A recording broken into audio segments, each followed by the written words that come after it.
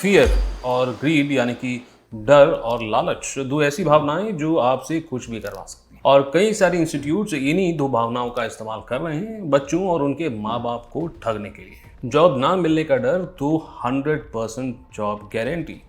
Government भी इसे रोकने की कोशिश कर रही है। आईएएस कोचिंग को 3 लाख का फाइन लगा क्योंकि उन्होंने कहा कि उन्होंने 120 सिलेक्शंस करे हैं अपनी ऐड के अंदर, जबकि वो सिर्फ 2 ही सिलेक्शन के लिए रिस्पॉन्सिबल थे। और ऐसे ही कई इंस्टीट्यूट्स को 1 लाख तक का फाइन किया गया है और 20 और इंस्टीट्यूट्स पे इन्वेस्टिगेशन अभी चल रही है। मगर आपको क्या लगता है, कोचिंग्स जितना रेवेन्यू कमाती हैं उसके हिसाब से ये 1-2 लाख के फाइन काफ़ी होंगे उन्हें रोकने के लिए? और ये सिर्फ आईएएस की कोचिंग्स तक सीमित नहीं है, ये आप और मैं अच्छे से जानते हैं। तो गवर्नमेंट का ये इनिशिएटिव कितना सक्सेसफुल होगा ये तो वक्त ही बताएगा। देखिए, कोई भी कोर्स गलत नहीं होता है, मगर उसे करने का कारण सही होना चाहिए। तो क्या है ये झूठ जो इन एड्स के अंदर दिखाया जाता है और कैसे आप अपने डर और लालच को पार पाकर अपने करियर को ठीक तरीके से चूज कर सकते हैं? अगर सच सुनना पसंद है तो सब्सक्राइब जरूर कीजिएगा।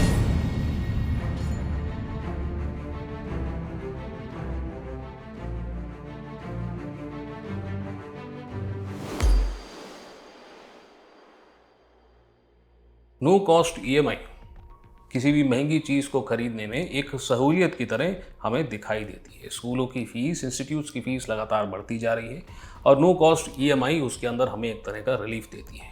बट कई बार इस नो कॉस्ट ईएमआई जो कि असल में एक लोन है, इंस्टीट्यूट्स ये बता करके पेरेंट्स को चिपकाते हैं कि ये असल में उनकी तरफ से एक इंस्टॉलमेंट की फैसिलिटी है। और कई सारे स्टूडेंट्स और उनके पेरेंट्स ये सोच करके कि ये तो सिर्फ इंस्टीट्यूट से मिली इंस्टॉलमेंट है, हमें कोर्स पसंद नहीं आया तो हम बीच में छोड़ देंगे, बिना ये जाने कि ये असल में एक लोन है और वो भी थर्ड पार्टी से।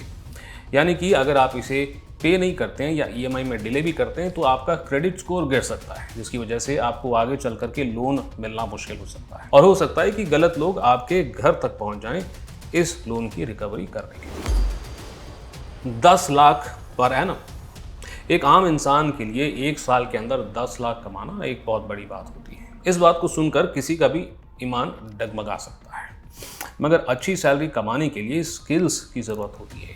अपने आप को वर्क प्लेस के अंदर एक कैंडिडेट को साबित करना होता है कि वो सच में डिजर्विंग है। कई बार शुरू में सैलरी कम भी मिल सकती है, बट मेहनत करने पे और अपने स्किल्स पे ध्यान देने में आपका ग्रोथ रेट भी बहुत तेज हो सकता है। मगर ये रियलिटी कौन बताए?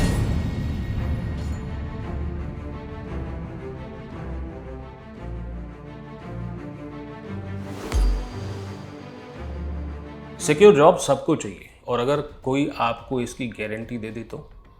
ऐसी कई सारी एड्स अक्सर देखने के लिए मिलती हैं, पर गारंटी शब्द का लॉ में मतलब क्या है? लॉ का कहना है an undertaking to answer for payment और performance of another person's debt और obligation in the event of default. मतलब जो आपको जॉब की गारंटी दे रहे हैं, अगर वो आपका एक रीजनेबल टाइम के अंदर जॉब नहीं लगवा पाते तो जब तक आपका जॉब नहीं लगता उन्हें आपको एक कॉम्पनसेशन देनी पड़ेगी। तो अगली बार कोई जॉब गारंटी देता है तो उनसे लिखवा के ले लें और ये भी लिखवा लें कि वो कितनी कॉम्पनसेशन देंगे जब तक आपको नौकरी नहीं दिला देते। आप ये बात खुद न्यूज़ में वेरीफाई कर सकते हैं। 100% प्लेसमेंट तो कई बार आईआईटी और आईएम्स भी नहीं दे पाते।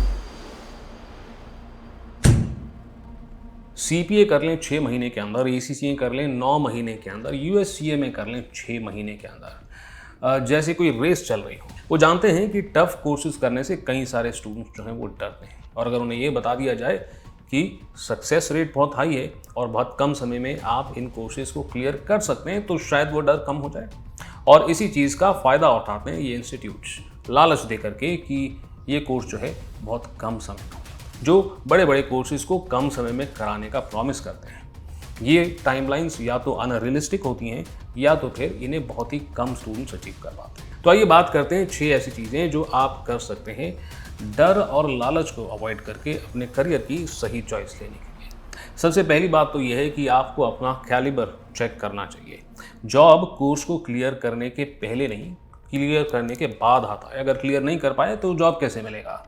तो चेक करें कि जो कोर्स आप करने जा रहे हैं क्या वो आपके इंटरेस्ट को मैच करता है, ये एक बेटर तरीका होगा समझने के लिए कि कोर्स आपके लिए सही होगा या नहीं। कोर्स क्लियर भी कर लेते हैं तो जॉब हंटिंग स्किल्स आपको डेवलप करनी चाहिए, यानी कि ये पता लगाना कि अपने आप को जॉब के लिए, इंटरव्यू के लिए कैसे तैयार करना है, कहाँ अप्लाई करना है, rather than relying on a job guarantee by an institute। तीसरी बात, आपका सारा फोकस इनिशियल सैलरी पे नहीं होना चाहिए, ग्रोथ पर भी होना चाहिए।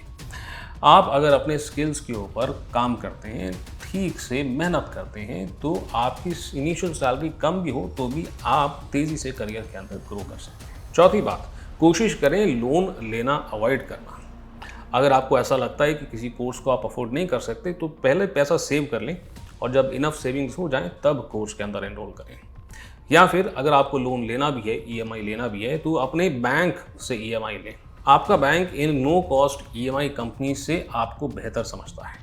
कभी पेमेंट आपकी लेट भी होने लगे तो आप बैंक को कम्युनिकेट कर सकते हैं और क्रेडिट रेटिंग गिरने से बच सकते हैं। पांचवी बात, कई इंस्टीट्यूट्स अपने सक्सेस रेट को शो करते हैं। अब एज ए टीचर मैं ये क्लियरली कह सकता हूँ कि जब एक स्टूडेंट एग्ज़ाम्स को क्लियर करता है, अच्छे मार्क्स लेकर के आता है, तो उसके लिए जिम्मेदार हमारी गाइडेंस से ज़्यादा स्टूडेंट की खुद की परफॉर्मेंस और कंसिस्टेंसी होती है और उनके पेरेंट्स का सपोर्ट होता है। छठी और फाइनल बात, कोई भी क्लेम अगर आपको थोड़ा सा भी अनरियलिस्टिक लगे तो उस कोर्स को पढ़ने वाले स्टूडेंट्स या प्रोफेशनल से इंटरेक्ट करने की कोशिश करें, बात करने की कोशिश करें सच्चाई को जानने के लिए कि क्या सच में ये कोर्स 6 महीने में हो सकता है, क्या सच में इस कोर्स को करने के बाद 10 लाख की सैलरी मिल सकती है। डर और लालच को हावी ना होने दें और अपने विवेक का इस्तेमाल करके अपनी करियर की चॉइस करें। मैं यानी कि सीए गौरव सभरवाल आपसे मिलता हूँ फियर और ग्रीड की इस सीरीज़ के अगले एपिसोड।